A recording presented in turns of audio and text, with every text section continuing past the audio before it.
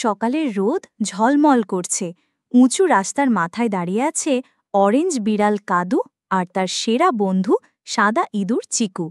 দুজনের পায়ে চকচকে স্কেট, কাদুর লাল, চিকুর নীল। তারা একে অপরের দিকে তাকিয়ে মুচকে হাসল। কাদু বলল, প্রস্তুত তো চিকু? চিকু হেসে উত্তর দিল, আজ আমি তোর থেকে দ্রুত নামব।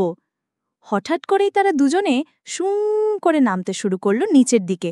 বাতাসের ঝাপটা তাদের গায়ের লোম উড়িয়ে দিচ্ছে।